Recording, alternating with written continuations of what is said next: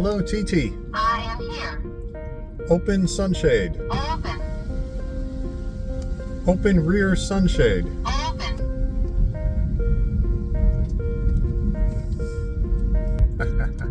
Hey everyone, so we have the electric sunshade for the Model 3. I've seen this for the Model Y, but not yet for the Model 3, so HANSSHOW sent one out to me, and it's pretty cool. All right, first thing we're gonna do is take a closer look at these sunshades and talk about the different features. Next, we do an unboxing, then full install, which means I am gonna take their video install, which is really like a 1 or 2 minute, pretty quick video, and it's pretty good. But it does miss some important items and some details that I think are going to help you a lot during the installation. So please watch that. I also suggested an improvement, which I really hope they make. All the links are below, and do not forget to use a discount code TeslaMark. It saves you the most amount of money and works in all the best places. I don't know if you've used your Tesla yet in the summertime, but oh my God, this roof gets so hot. This glass gets smoking hot. I mean, hot enough where you can't keep your hand on it. So not only do you cook, but it also reduces your range. Why? Because the air conditioner is working overtime to try to keep this place cool. Any of these sunshades you're going to need, all right? In my opinion, they are a necessity, and this is the best one, all right? It is by far the best one that I've ever seen and used, because when you use a sunshade, eventually you want to take it off, okay, to enjoy all of that glass.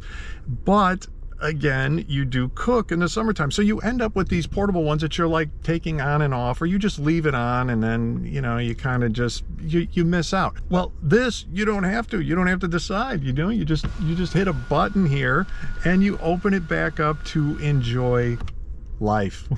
So I'm not going to turn any of the volume down, and as a matter of fact, sometimes the camera is closer even than maybe your ear level would be. The motors are quiet. Everything sounds nice and smooth and clean. So for the voice commands, you start off with a hello TT. I am here. And you know, the voice is okay, but the speaker's a little bit anyway. Open sunshade. Open. So it kind of defaults to the front sunshade. Close rear sunshade. Close. So once you have its attention, then you can throw commands out. Close sunshade. Close. Open sunshade. Open. Pause sunshade. Close. So you can pause it. That, I gotta say though, when I tell it to pause, sometimes it doesn't pause, but I don't know if it's just me, my voice, whatever. So you not only have those voice commands, but then you have the buttons here, and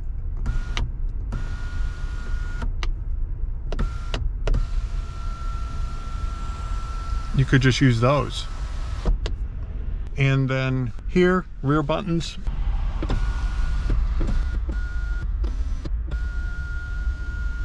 Let me know if you need me.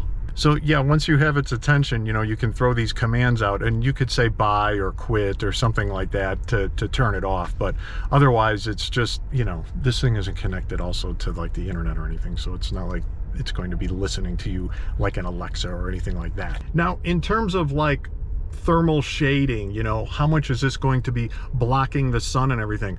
Well, you know what, I can't say. It's cold out here now, all right? Well, not cold, it's like 45, 50 degrees. It's just not super hot. The sun's not that intense right now, so I can't give it like a good test. But honestly, the fabric and everything feels like any of those other sunshades that, you know, the portable ones that you unfold and just kind of toss up there on and off and on and off. So I'm really, the expectation is that it's going to be at least as good as those. But yeah, it's got a quality feel. Everything about it is, you know, this stuff is really like strong. It feels like the same stuff that the car is made out of, honestly, like all of these pillars. All right, so let's take a look at this in terms of fit and finish. Okay, so the fit is pretty good. They actually even include this, it was in the packaging, like a strip, a light strip. But I don't know where this thing would really go, because they say to like put it up here, but I don't know what the need for that would be, because when you have this closed, I don't see any like leakage anywhere, light leakage. So from my perspective, sitting in the car, it, you know, driver's seat here, it looks good. It's kind of looking all around. you know, it tucks in there nicely. Some of the things on the finish, I think you can kind of see here, there's a few little wrinkly things here. Here we've got a little bit of something going on with the fabric, a little flaw. There's I haven't tried to clean this yet, but there's some little mark there. Looking at the back, that also looks good.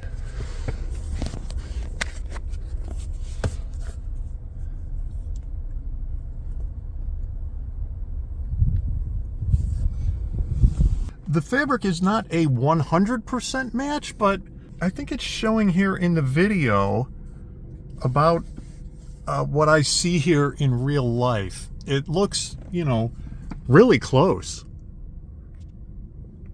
All right, and looking at the back a little bit closer, there are a couple of gaps here. And from this angle, it looks bad, but this is kind of a really strange angle. I'm leaning way back in my front seat here, and it's got pretty much the same gap here on the other side. But let me get in the back there and I'll show you what I mean.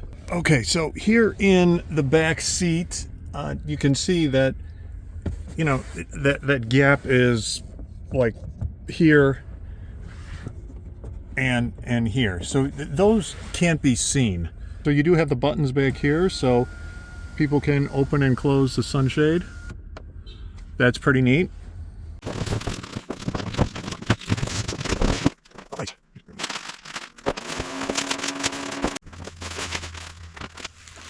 All right, looking pretty good, except for I got like a little dirt spot here. Not liking that, but otherwise we've got a pretty good match here for the fabric. Okay, we've got our open and close buttons both on the front and back piece. So this is for the Model 3. So we've got two different window openings. And then this is the actual mechanical part. All right, looks like we got a little fish line here to pull cords through.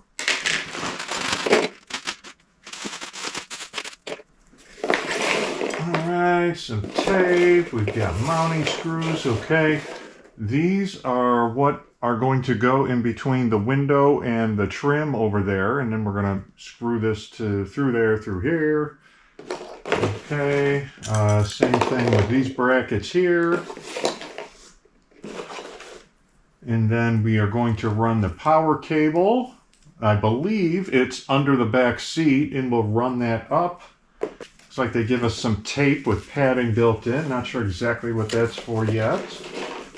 Some more of those tab mounts. Gloves, good.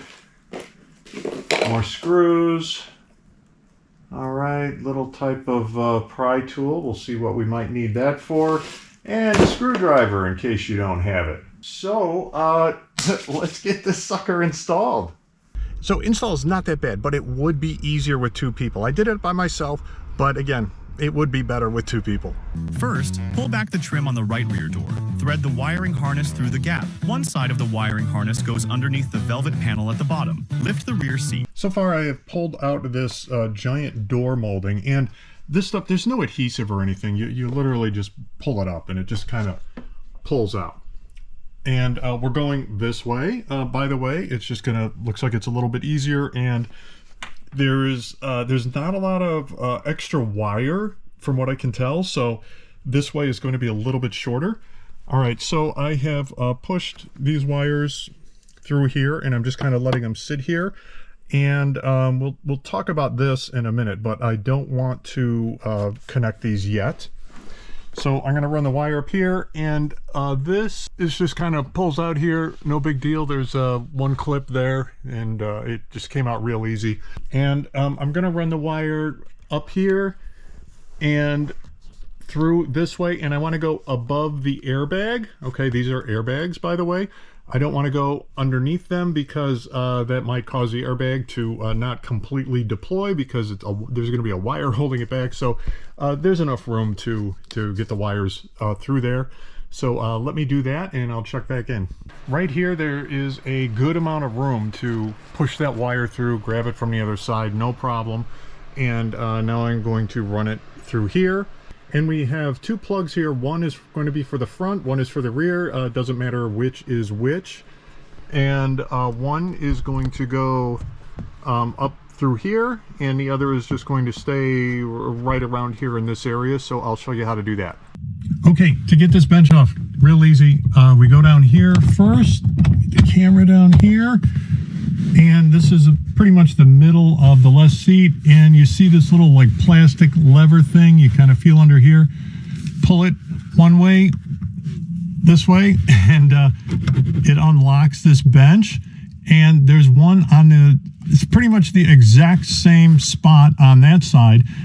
However, you got to be careful. As soon as you put weight on this, it locks back down. So you got to kind of lift this one up and then pop that one, and it lifts that side up too. So let me go over there and do that. Okay, when you lift this seat out, these seat belt buckles will need to kind of pull through here, and be aware of where they came out. You know, the one buckle is going to come up through here and lay over here, and the other ones would just kind of poke through there. But just kind of be aware, well, when you put this back down, how they have to go. Also, this side you can pull up, no problem. The other side, though, has a wire attached to it on that end. You can kind of see it over there. I'll point it out, but it's in the left-hand corner there. So you can't just like yank this whole thing out without unplugging it, but you don't really need to. You can just lift the seat back like this, and sorry, I'm trying to do this with one hand while holding the camera, and we're going to be then tapping into the power right here. From what I understand, this the whole area here, this is called the penthouse, I believe, and this goes right to the battery, if I'm not mistaken, the low voltage battery. This leads to the high voltage battery right underneath here, underneath the car. The low voltage battery is in the front area. And this, you know, we're just going to tap directly into it. And what I'm not excited about at all is that there are no fuses in this power wire here. And I don't really know, you know, all the other circuits in the car, by the way, you know, like the power plugs, USB, everything, they have basically electronic fuses. The software is constantly monitoring how much amperage is going out to each one of the circuits, and if it climbs too high, it shuts it off for a while. And then, you know, when you walk away from the car, or maybe you do a software reset or something, it will reset the fuses. They're not like mechanical type fuses in that way. So I don't know, though, if this has that same thing. I mean, this is a high amperage circuit that goes, again, right here from the BMS, and it's stepped down. The car is, what is it, 400 volt? Yeah, about 400 volts, the high voltage battery. This steps down to you know, 15, 16 volts for the low voltage battery. And I don't know what they do in terms of fusing for that, because I just don't know. I don't know. I'm not sure. So what I want to do is find some kind of inline fuse, and I happen to have this little stubby one laying around, but I had like something with a little bit more wire on it. But anyway, I want to get some better of an inline fuse here, and I'm not even sure exactly what kind of amperage. I tried looking up the motors that we have in here for the electric sunshades, and I can't find them. But I'm probably maybe I'll try this 4 amp fuse, but it could be as much as maybe 5 amps or so. It shouldn't be too much overall, but yeah, I'd really rather have this fused. For now, I am just going to pretty much rig this up. Like I said, I've got a somewhat better of a fuse holder here. I'm going to try this 4 amp fuse out.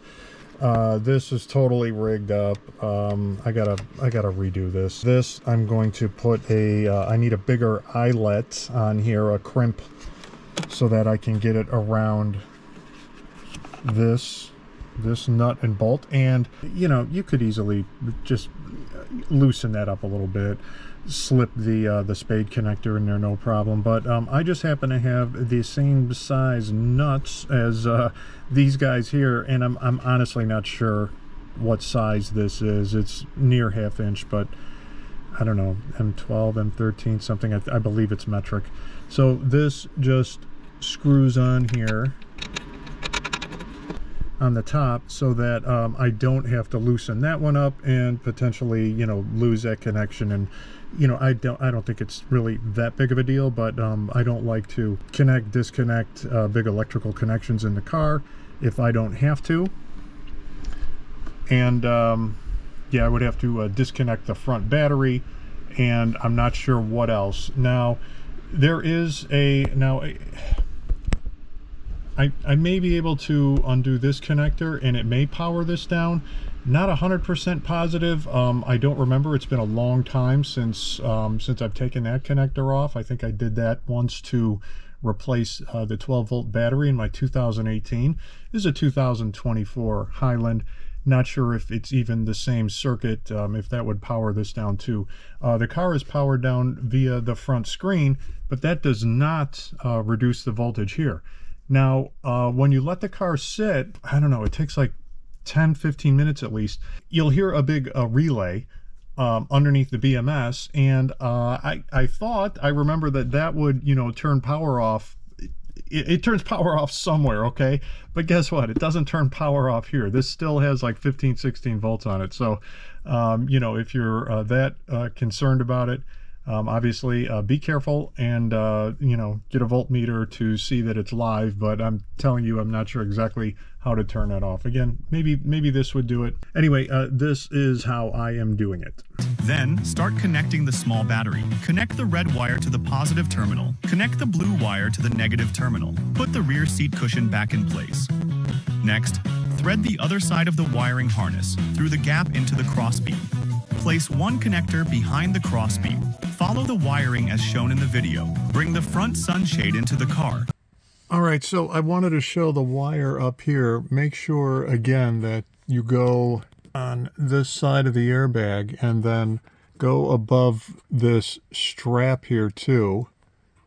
All right, I ran a wire through here before for actually a different kind of a kit, and I don't remember having this much of an issue, but basically, like, this trim pulls down, you know, you get a little pry tool, you can grab it, you can pull this down here, but there's a lot of insulation in that in here.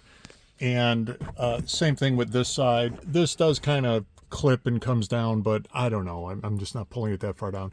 Anyway, I pulled this wire through as, you know, like a fish line, and now I'm going to attach this to it and pull this through back the other way. If you have two people, really, you can kind of, one person could hold this side of the trim down, push this wire in here, and the other person can just grab it. It's really not that difficult. It's one person here. It's just, I don't know, I feel like I'm making this way more difficult than it is, but that's what's going on right now. Okay, so this is the front, you know, the back of the front section here. And you can see we've got the power cord, which we expect. However, what is not in that other video is this cord here. And I don't know, this just signals this motor with this is the back, with this motor here in the back. So these two have to communicate. So that means, all right, so we're in the front of the car and we've got the power cable coming through, but that signal cable is going to need to come from here and go back there. So I've got my old, you know, fish line here that I ran from the other side through here. Going to bring that front section in here, tie that signal line to here first, pull it through, and then plug in the power to it. And then we're going to mount this up here, and then we're going to get to the back. Something I forgot to do before I got these mounting screws in here was to test it. So after plugging it in, the power and the other we'll call it a communication plug.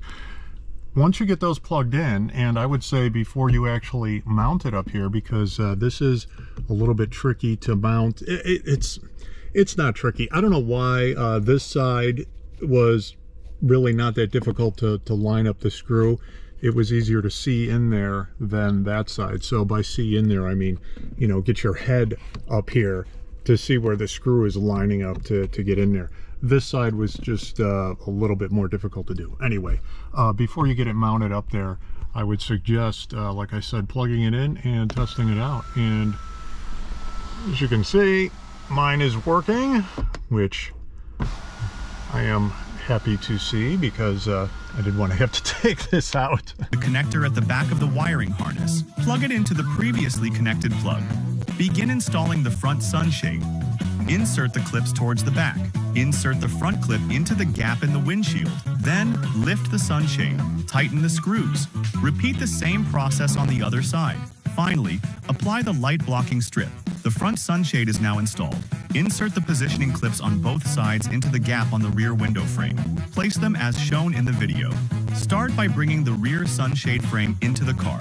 Connect the plugs together. Something else that they're not showing in the video are these wires and this plug here. This plugs into this. These are the buttons to open and close this rear sunshade. So we have to plug that in first. Then we Velcro here and here this trim piece up. So let's get on with that. Insert the front clip into the gap in the crossbeam. Once aligned, screw in the fixed clips to secure it. Tighten all 4 screws. Finally, install the headliner in place. Attach it to the frame as shown.